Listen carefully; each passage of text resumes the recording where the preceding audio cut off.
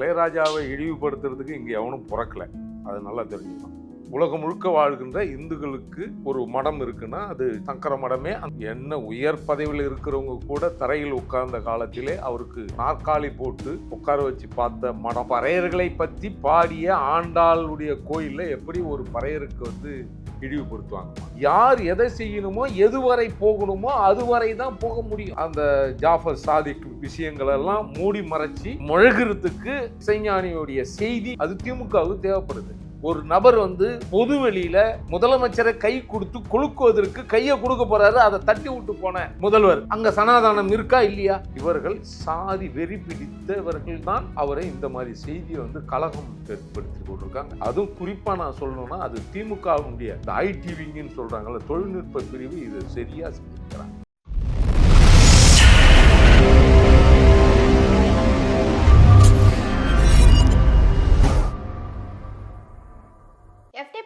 நேயர்களுக்கு வணக்கம். இன்னைக்கு நம்ம கூட தமிழர் சேனை கட்சியோட தலைவர் எரிமலை ராமச்சந்திரன் சார் தான் இருக்காரு. அவரோட தொடர்ந்து பேசலாம். வணக்கம் சார். வணக்கம்மா. எப்படி இருக்கீங்க சார்? நலமா இருக்கேம்மா. நீங்க நலமா இருக்கீங்களா? ரொம்ப நல்லா இருக்கேன் சார்.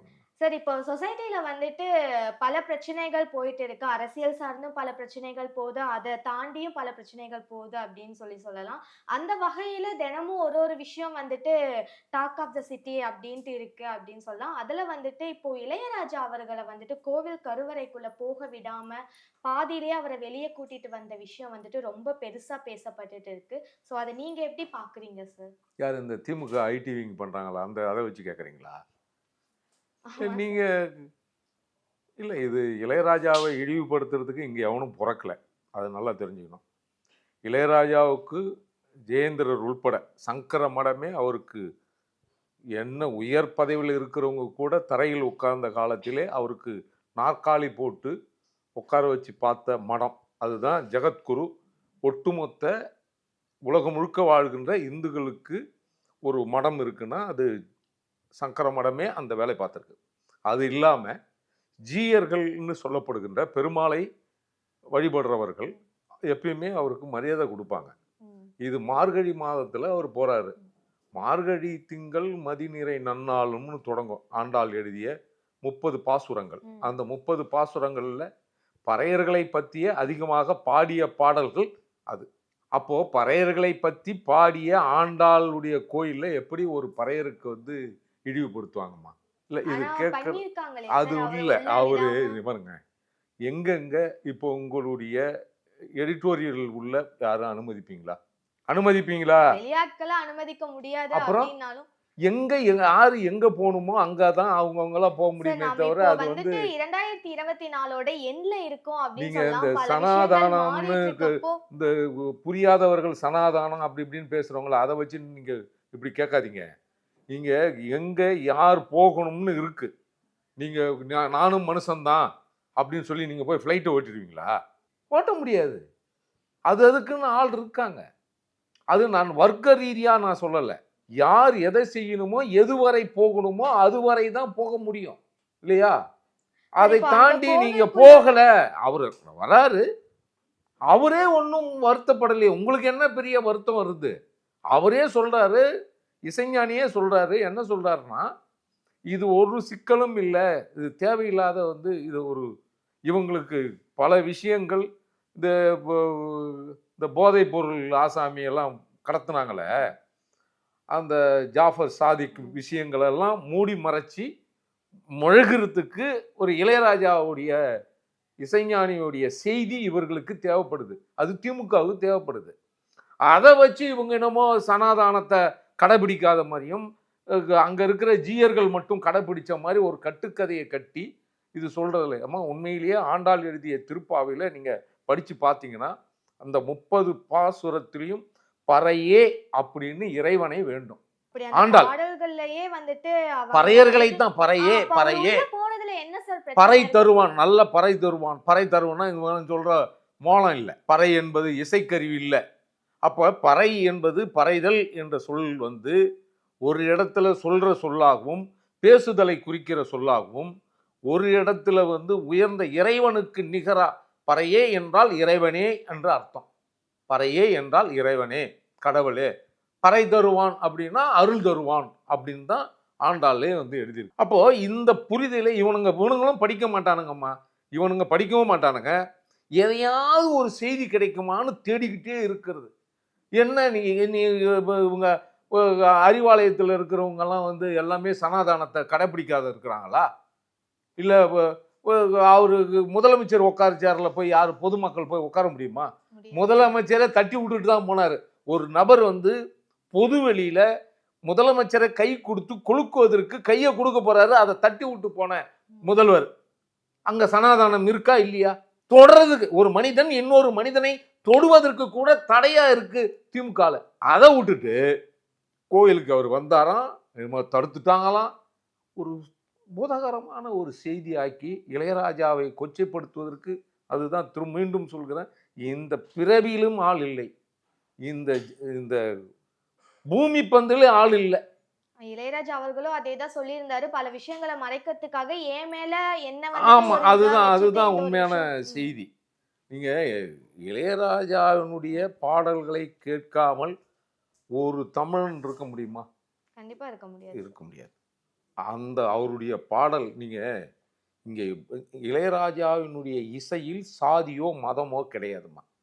இசையில் எங்கேயும் சாதி இல்லை, மொழி கூட கிடையாது. இசையில் நாதம், அந்த சத்தத்தில் மொழி கூட கிடையாது. அதே ஒரு முறை அவர் வந்து பாடி காட்டுறாரு, ஆ ஆ ஈனே பாடி காட்டுறாரு. இதுல சொல்லை தாண்டி வெறும் இசை மட்டுமே போதுமானது. அப்படிப்பட்டு இருக்கிற அந்த நேரத்துல அவர் மீது ஏதோ வன்மத்தை வச்சுக்கிட்டு, வன்மம்னா என்ன? இது சொல்றவன் மனசுல தான் சாதியம் வன்மம் இருக்கு, சனாதானம் குடிக்கொண்டு இருக்கு. அதனால தான் இளையராஜாவை ஒரு இசைஞானியாக ஒரு மனிதனா மதிக்காமல், மனிதனாக பார்க்காமல், அவர் பட்டியல் சமூகத்தினுடைய பிரதிநிதியா பார்க்கிற பார்வையே கண்டிக்கத்தக்கது. மனுஷனா பார்க்கணும், அவருடைய திறமையை போற்றணும். நீங்க அவரை எப்படி மனுஷனா பார்க்காது, நீங்க எப்படி அவரை பட்டியல் சமூகத்தில் இருக்கிறவரா பார்க்குறீங்க?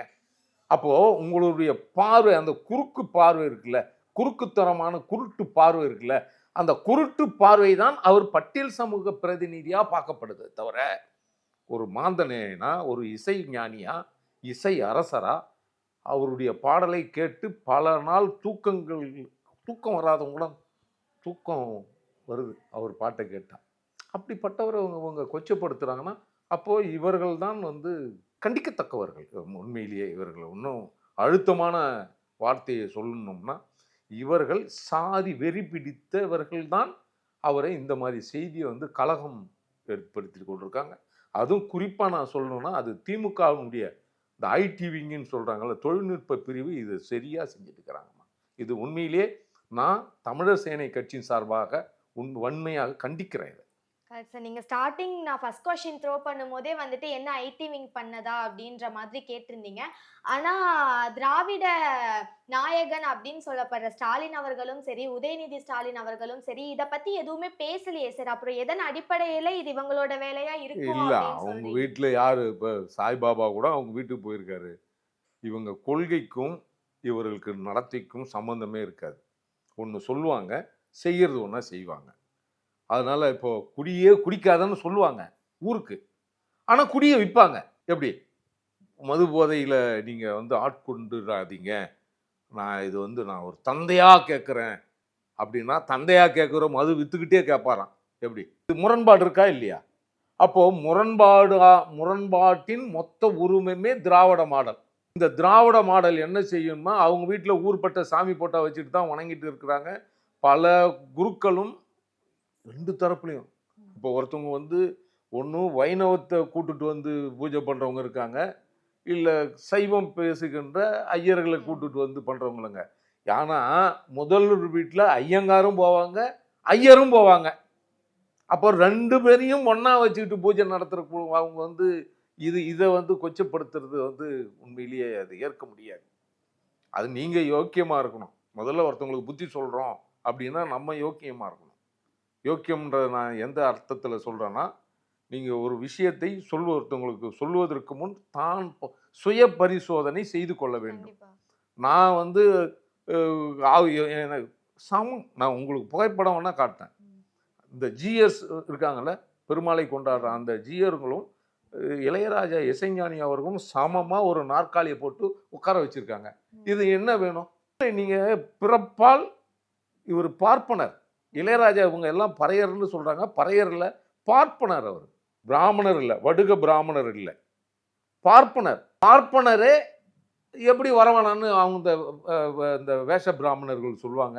அப்ப இந்த விஷயம் முழுக்க வந்துட்டு சித்தரிக்கப்பட்ட ஒரு விஷயம் தானா சார்? உண்மைதான், சித்தரிக்கப்பட்டது தான். இது ஜோடிக்கப்பட்ட, இது இவர்களுடைய தவறை மறைக்கிற வேலையை இளையராஜா இசைஞானியை வச்சு இவங்க செஞ்சுட்டு இருக்கிறாங்க. சார் இப்போ வந்துட்டு பல விஷயங்கள் இருக்கு அப்படின்னு சொல்லலாம். தொடர்ந்து வந்துட்டு டிஎம்கே மேல விமர்சனங்கள் வந்துட்டே இருக்கு அப்படின்னாலும், இன்னொரு பக்கம் இவங்க இந்த மாதிரி ஒரு விஷயத்த சித்தரிக்கணும், என் மேல இருக்க தவற வெளியே காட்டக்கூடாது அப்படின்னா, அவங்க வேற ஏதாவது மூவ் கூட எடுத்திருக்கலாமே சார். பர்டிகுலரா இளையராஜா அவர்களை வந்துட்டு இந்த மாதிரி பண்றதுக்கான ரீசன் என்ன? இந்த இதில் என்னன்னா, வேற எந்த விஷயம் எடுத்தாலும் இங்க பெரும்பான்மை பட்டியல் சமூகத்தில் இளையராஜா இசைஞானி பிறந்த குடி பெரும்பான்மை சமூகம். 2011 கணக்கு எடுப்பின்படி இந்துன்னு சொல்லி தொடங்குற இருக்கிறவங்களே அவங்களே பெரும்பான்மையாக இருக்காங்க.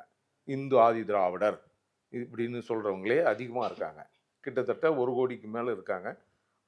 எல்லாமே ஒட்டுமொத்தமாக அவர் நம்ம சாதியாகவே பார்க்கக்கூடாதுமா. சாதிக்கு அப்பாற்பட்டவர். ஆனால் இந்த திராவிடம் அவர் சாதியாக தான் பார்க்குது இல்லையா?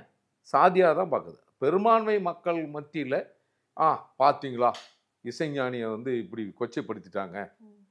இந்து அறநிலைத்துறை இதில் தானே இருக்கு. இந்து அறநிலைத்துறை அமைச்சர் என்ன பண்ணிட்டு இருக்கிறாரு? பேசினாரா அவரு? இது வந்து தனிநபர் கோயிலா? இல்லை, இல்லை, அரசு கோயில், அரசுடைமையாக்கப்பட்ட இந்து அறநிலைத்துறை கோயில். இந்து அறநிலைத்துறை கோயிலில் ஒருவரை இழிவுபடுத்தப்படுறாரு, ஒருத்தர் வந்து அசிங்கப்படுத்தப்படுறாருன்னா அது முழு பொறுப்பு யார் ஏற்கணும்? அரசு தானே ஏற்கணும். இந்த அறநிலைத்துறை அமைச்சர்களை பதில் சொல்லியிருக்கணும் இதுக்கு இல்லை அப்படின்னு. அப்போ அவரும் வாய மூடிட்டு இருக்கிறாரு. அப்பனா இந்த சொல்லாடலை இவர்கள் தாழ்ந்தவர்கள், தாழ்த்தப்பட்டவர்கள், தலித்துன்னு ஒரு முத்திரையை குத்தி இவர்களை அதே நிலையில் வைத்திருக்கிற சனாதானத்தினுடைய வேலையை திராவிடம் பண்ணும். அதைத்தான் இவங்க சிறப்பாக செஞ்சுட்டு இருக்கிறாங்க. ஆனால் இங்கே எவ்வளோ பேர் ஊர் தெரியாத போதைப் பொருளெல்லாம் இங்கே நடமாட்டம் அதிகமாக இருக்கு. கண்டிப்பாக சார். நம்ம என்னென்னவோ சொல்கிறான். பல கோடி இங்கே பல கோடி கஞ்சா பிடிக்கப்பட்டிருக்கு.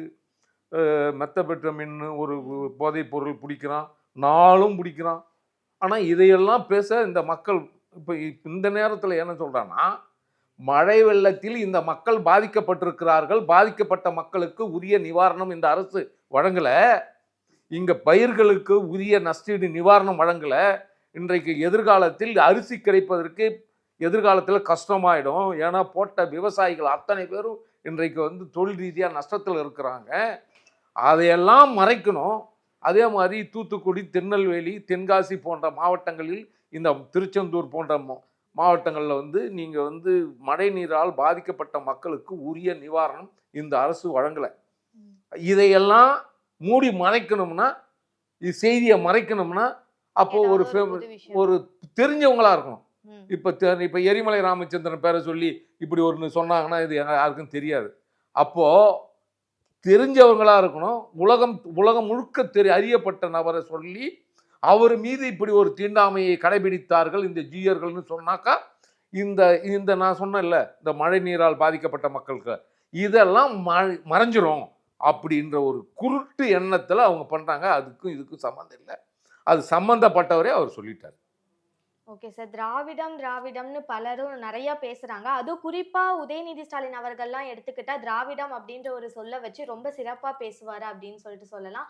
ஆனா இப்படி திராவிடம் பத்தி பேசுற அவரே பாத பூஜை பண்ணிருக்காரு சார். இதை எப்படி பாக்குறீங்க? எப்படி எடுத்துக்கிறது? இல்லை, அதுதான் அவங்களுக்கு வந்து கொள்கை கிடையாது, ஒன்றும் கிடையாதுமா. அவங்களுக்கு கொள்கை பிடிப்பு இல்லாதவங்க எதெல்லாம் இப்போ எப்படி சொன்னான்னா, விளக்கறேன், யாரெல்லாம் சீக்கியர் இல்லையோ, யாரெல்லாம் கிறிஸ்துவர் இல்லையோ, யாரெல்லாம் இஸ்லாமியர் இல்லையோ, இவங்கெல்லாம் இந்து அப்படின்னு ஒரு முத்திரையை வெள்ளைக்காரன் சொன்னான். அதுபோல இவங்களுக்கு கொள்கையே கிடையாது. இவங்க ஒரு கொள்கை தான் சொந்த மூளையில் இது எங்க கொள்கைன்னு ஒன்று சொல்லுமா பார்ப்போம். எல்லாம் களவாடப்பட்டது. கொள்கை அறிவை களவாடப்பட்டது. அயோத்திதாசர், ரட்டமலை போன்றவர்கள்கிட்ட இருந்தாலும் களவாடப்பட்டது இந்த கொள்கையெல்லாம். உதயசூரியன் சின்னமே களவாடப்பட்டது, அது தெரியுமா? உதயசூரியனே அவங்க தாத்தாவோ இல்லை அவங்க முப்பாட்டனோ யாரும் கண்டுபிடிச்சது இல்லை உதயசூரியன். அது தாத்தா ரட்டமலை சீனிவாசன் கண்டுபிடிச்ச அவருடைய சின்னம். அதுவும் மறையிற சூரியனை உதயசூரியன் சொன்ன பெருமை இந்த திராவிட மாடலுக்கு உண்டு. அது உதயசூரியன் இல்லை, மறைய சூரியன். 2 மலை முகட்டுக்கு பின்னாடி போய் மறையுது அந்த சூரியன். தாத்தா ரட்டமலை சீனிவாசனார் போட்டது உதயசூரியன்னா மேலே இருக்கும். ஆனால் இவங்க போட்டிருக்கிற சூரியன் மறையிற சூரியன். ஆனால் மறையிற சூரியனை போட்டு இத்தனை ஆண்டு காலம் உதய சூரியன்னு நம்மளெல்லாம் நம்ப வச்சிருக்காங்கல்ல, அதுதான் திராவிடம். புரிஞ்சா? அதனால இவங்களுக்கு எல்லாம் செய்வாங்க, எல்லாம் செய்வாங்க. நல்லா சாமி கும்பிடுவாங்க, எல்லாமே செய்வாங்க. ஆனால் வெளியில் வந்து நீங்கள் கோயிலில் வச்சிங்கன்னா, இப்போ ஐயா முத்துராமலிங்க தேவர் ஐயா இதில் போன முறை போகும்போது திருநீர் வச்சுட்டு அழைச்சிட்டு வந்தார்ல, அங்கே அழைச்சிட்டு வந்தார். ஆனால் வீட்டில் ஜிஆர் வர்றாரு, அதுக்கு ஒரு வார்த்தை கேட்கலையே. வீட்டில் இருக்கிற புகைப்படம், ஒரு சாமி புகைப்படத்தை கூட அப்புறப்படுத்தலையே இல்லையா? உதயநிதி, திரு உதயநிதி என்ன சொல்றாரு? நான் வந்து கிறித்துவர்னு சொல்றதுல, என் மனைவி கிறித்துவர், நான் கிறித்துவர்னு சொல்றதுல பெருமைப்படுறதுல சொல்றாரு. அப்போ ஒரு மதத்தை உயர்த்தி பிடிப்பதும் ஒரு மதத்தை தாழ்த்தி சொல்வதும் சும்மா பேரளவு தான். அப்போ தாழ்த்தவர்னா அவங்க வீட்டில் ஜிஆர் வந்திருக்க முடியாது, ஐயனும் வந்திருக்க முடியாது. அதையும் அனுமதிச்சிருவாங்க. வெளியில வந்து ஐயோ நாங்கெல்லாம் சாமியெல்லாம் கும்பிட மாட்டோம், நெத்தியில் திருநீர் வச்சா நாங்கள் அழைச்சிருவோம். இது ஏமாற்று வேலையா, பித்தலாட்டமா, என்ன சொல்லுமா? நீங்களே சொல்லுங்க. உங்களுக்கு இந்த மக்களுக்காக விடுறாங்க இந்த செய்தி. கண்டிப்பா சார். இல்ல நீங்களும் வந்துட்டு திராவிடம்னா இந்த மாதிரிலாம் பண்றாங்க, இந்த மாதிரி பொய்யா சித்தரிக்கிறாங்க அப்படின்னு சொன்னீங்க. நானும் பலரிடம் பேசுறேன், பல நேர்காணல்களை வந்துட்டு சந்திக்கிறேன். அப்படின்னாலும் யார்கிட்டயும் இருந்து இந்த திராவிடம் அப்படின்னா சரியான எனக்கு இதுதான் விளக்கம் அப்படின்றது எனக்கு கிடைச்சதான்றது இல்ல. திராவிடம்னா என்ன சார்? ஒருவேளை இந்த டிஎம்கே ஆட்கள் பண்றதுதான் திராவிடமா? திராவிடம் என்பது 5 மொழி கலப்பு. தமிழ், தெலுங்கு, மலையாளம், கன்னடம், துளுவம். இன்னும் திரும்பவும் சொல்றேன், தமிழ், தெலுங்கு, மலையாளம், கன்னடம், துளுவம். துளு இங்க இல்லை, சரிங்களா? இங்க இல்லைன்னா அது சாதி செட்டி அந்த பகுதியில் இருக்கு. அது இந்த ஒரு அனுஷ்காவா ஒரு நடிகை ஒருத்தவங்க இருப்பாங்க, ஏதோ ஒரு ரெட்டின்னு, என்ன என்ன இது ஒரு நடிகை, செட்டி. அவங்க ஊரு தான் துளு பேசுகிற இடம். இங்கே என்னன்னா, இந்த மொழிகள் எல்லாம் தமிழ் மொழியில் இருந்து பிறந்தது. எப்படி பிறக்கும் அப்படின்னா, சமஸ்கிருதமும் தமிழும் கூடி பிறப்பதே பிற மொழி. நீங்கள் சமஸ்கிருதத்தை நீங்கள் தமிழ் இருக்கிற தமிழ் வார்த்தைகளை நீங்கள் நீக்கிட்டா அது ஒன்றும் இல்லாத மொழியாக இருக்கும். இன்றைக்கு சமஸ்கிருதம்ன்றது சொல்லப்படுது, இதுதான். ஆனால் இந்த திராவிடம் என்ற சொல்வதில், திராவிடம் என்ற அந்த போர்வையில் யார் அதிகமாக லாபத்தை பெறுகிறார்கள் அப்படின்னா, இங்க இருக்கிற தெலுங்கை தாய்மொழியாக கொண்டவர்கள், தமிழர்கள் இல்லை. அந்த திராவிடம் என்ற பெயரில் தன் குலத்தையும் தன் மொழியும் மறைத்துக் கொள்வதற்கு திராவிடம் என்ற முகமூடி இங்கு தேவைப்படுது. ஆந்திராவில் இருப்பவன் தன்னை திராவிடன் என்று சொல்லிக் கொள்வதில்லை. கர்நாடகத்தில் இருப்பவர்கள் தன்னை திராவிடம் என்று சொல்லிக் கொள்வதில்லை. கேரளாவில் இருப்பவர்கள் தன்னை திராவிடர்கள் என்று சொல்வதில்லை. பாழா போன இந்த திராவிடம் தமிழர் முதுகிலே சவாரி செய்து கொண்டிருக்கிறது. ஏன் சவாரி செய்து அப்படின்னா, இது தமிழர்களை ஏற்றி பிழைப்பதற்காக, அதிகாரத்தை செலுத்துவதற்காக இங்கு தமிழ்ல தான், தமிழ்நாட்டில தான் இந்த திராவிடம் என்ற சொல்லாடல் இருக்கு. 5 மொழி கலப்புனா எல்லாம் திராவிடம் சொல்லியிருந்தா, கர்நாடகன் தன்னை திராவிடன் நினைத்திருந்தால் காவேரி நீர் வந்திருக்கும், வரல. அவன் கன்னடனாகவே இருக்கிறான், மலையாளிகளாகவே இருக்கிறார்கள், தெலுங்கர்கள் தெலுங்கராகவே இருக்கிறார்கள். ஒரு மொழிக்கு ஒரு இடம் ஆளலாம், இலங்கையிலையும் ஆள்வாங்கலாம், இலங்கையிலையும் ஆள்வாங்கலாம், தமிழ்நாட்டிலையும் ஆள்வாங்கலாம், ஆந்திராவிலையும் ஆள்வாங்கலாம், தெலுங்கானாவிலையும் ஆள்வாங்கலாம். அப்போ நாங்கள் எங்கே போகிறது? மண்ணின் மைந்தர்கள் எங்கே போகிறது? நாங்கள் ஆள்றது இல்லையா? நமக்கு அந்த எண்ணம் வரக்கூடாதா? வரணும். தமிழர்களுக்கும் இருக்க வேண்டிய எண்ணம் தான் வரணும்ல. ஆனால் அதை மழுங்கடிப்பதற்காகத்தான் திராவிடம் திராவிடம் திராவிட மாடல் இதெல்லாம் சும்மா ஏமாத்து வேலை தான். இவ்வளோ நேரம் நம்ம பேசிட்டு இருந்தோம். திராவிடம் அப்டின்னா என்ன? திராவிடத்துல இருக்க பல பிரச்சனைகள், சிக்கல்கள், என்ன திராவிடம் அப்டின்ற தகவல்கள எல்லாம் குடுத்தீங்க. அப்புறம் இன்னொருத்தர வந்துட்டு ஒரு பெர்சனல் அட்டாக் பண்ணி இந்த விஷயங்கள்லாம் வந்துட்டு சித்தரிக்கப்பட்டது தான் அப்டின்னு சொல்லிட்டும் சொல்லியிருக்கீங்க. இதன் மூலியமா என்னதான் நடக்குது அப்டின்றது நேயர்களுக்கு ரொம்ப தெள்ள தெளிவா தெரியும் அப்டின்ட்டு நம்புறோம் சார். ரொம்ப நன்றி சார்.